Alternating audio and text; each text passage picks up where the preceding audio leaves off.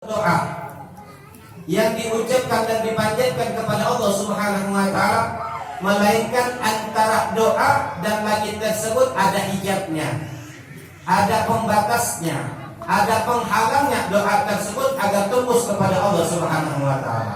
Agar doa tersebut tersampaikan kepada Allah Subhanahu wa taala, antara doa dan langit tersebut atau antara doa untuk disampaikan kepada Allah ada hijabnya, ada penghalangnya, ada penutupnya. Hatta yusalla ala Nabi Muhammad sallallahu alaihi wasallam, sampai doa tersebut dibacakan salawat kepada Nabi Muhammad sallallahu alaihi wasallam. Fa idza salla alaihi yakhriqu dzalika al-hijab wa yadkhulu du'a wa idza yusalli raja'a du'a'u. Maka apabila tidak dibacakan setiap untayan pujian ataupun doa yang kita panjatkan kepada Allah, tidak dibacakan salawat kepada Nabi Muhammad sallallahu alaihi wasallam, maka doa tersebut akan kembali kepada orang tersebut. Dalam arti apa? Doa tidak ada dijawab oleh Allah Subhanahu wa taala. Kenapa tidak dipanjatkan salawat untuk Nabi Muhammad sallallahu alaihi wasallam? Jika doa tersebut yang dibacakan salawat kepada Nabi Muhammad, niscaya doa tersebut akan dibawa oleh malaikat dan diserahkan kepada Allah Subhanahu wa taala. Yang dipandang apa? Bukan doanya, yang dipandang adalah apa? Surat yang setempel ada salawat Nabi Muhammad sallallahu alaihi wasallam. Diceritakan bahwasanya seseorang yang soleh suatu ketika dia duduk dalam keadaan sholat tasyahud akhir. Lantas orang soleh ini lupa membaca salawat kepada Nabi Muhammad di tasyahud akhir. Di malam harinya dia bermimpi bertemu Nabi Muhammad sallallahu alaihi wasallam di naum. Bagaimana Nabi sallallahu alaihi wasallam di mana sita salah alaihi. Lantas di dalam mimpi tersebut Nabi menegur orang yang tidak bersalawat di dalam tasyahudnya. Nabi katakan, "Hei fulan, kenapa engkau lupa membaca salawat kepadaku?" Bagaimana ya Rasulullah, istaghartu bi sana'illahi ta'ala wa ibadati fanasitu. Wahai Rasulullah, aku sibuk di dalam memuji Allah Subhanahu wa taala ketika aku beribadah kepada Allah Subhanahu wa taala. Dengan kesibukanku memuji Allah, mengagungkan Allah, sehingga aku lupa membaca salat kepada Nabi Muhammad sallallahu alaihi wasallam. Bagaimana sallallahu alaihi wasallam amma sami'ta qawli al-a'mal mawqufah wa da'awat mahbusah hatta yusalla alayya wa qad ja'a 'abdun law ja'a 'abdun yawmal qiyamah bi hasanati ahli dunya wa lam takun fiha shalah alayya ruddat wa lam tuqbal.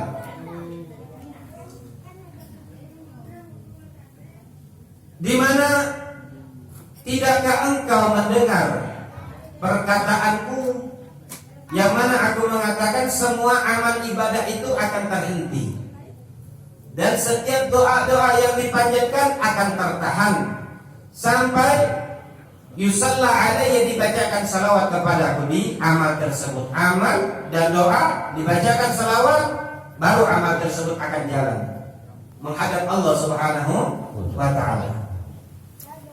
Lau ja'a 'abdun, andaikan saja Rasul sallallahu alaihi wasallam mengatakan datang seorang pemuda di hari kiamat dengan membawa kebaikan, yang mana kebaikan tersebut semua amal baik manusia yang ada di dunia dia lakukan.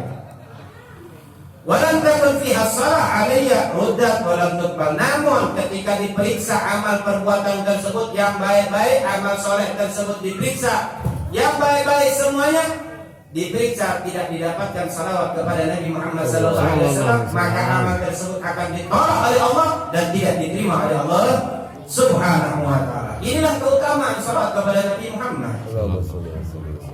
Maka bila kita yang hidup di atas dunia tidak mau bersalawat kepada Nabi Muhammad, maka bila kita hidup di atas dunia menghabiskan waktunya kita sia-sia tanpa dilewati waktu tersebut untuk bersalawat kepada Nabi Muhammad. Di riwayat yang lain di mana diceritakan, ini cerita yang nyata.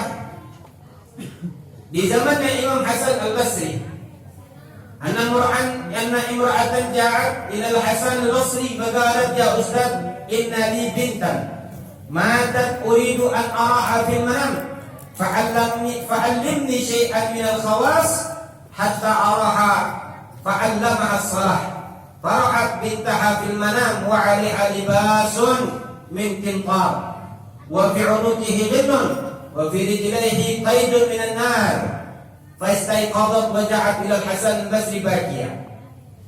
Seseorang ibu datang kepada Imam Hasan al-Basri mengadukan bahwasanya dia mempunyai anak perempuan yang sudah meninggal dunia.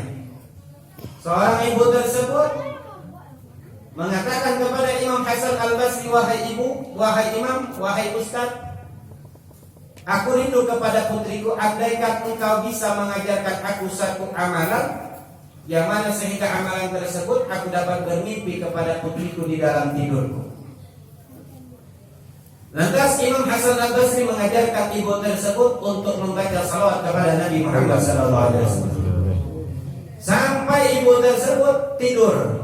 Ketika tidur, Allah Subhanahu wa Ta'ala takdirkan ibu tersebut bermimpi putrinya di dalam tidurnya. Kemudian dia dapati putrinya dalam keadaan disiksa oleh Allah Subhanahu wa Ta'ala. Ia dipakaikan oleh Allah Subhanahu wa Ta'ala pakaian dari api. Lehernya dibelenggu dengan rantai yang terbuat dari api pula. Dan begitu juga kedua kakinya dibelenggu juga dengan api Allah Subhanahu wa Ta'ala. Dalam artian apa? Dalam artian dia dalam keadaan mendapatkan siksa Allah Subhanahu wa Ta'ala. Lantas ibu tersebut bangun dari tidurnya mendatangi Imam Hasan al-Basri dalam keadaan bersedih, dalam keadaan menangis. Wasafat mara'at fabakal Hasan wa ashabu. Maka ibu tersebut menceritakan apa yang dia lihat dalam mimpinya kepada Imam Hasan al-Basri. Ketika mendengar tersebut, Imam Hasan al-Basri dan orang-orang di sekitarnya menangis, sedih. Siapa yang bisa menyelamatkan kita di dalam kubur? Tidak lain tidak bukan adalah amal perbuatan kita di masa hidup. Belum tentu anaknya kita, belum tentu hartanya kita, belum tentu pangkatnya kita itu akan bisa diberi oleh Allah Subhanahu wa Ta'ala menolong kita nanti di dalam kubur. Maka hidup di atas dunia adalah dunia saat dija'alha qur'ah. Kehidupan di dunia ini sesaat.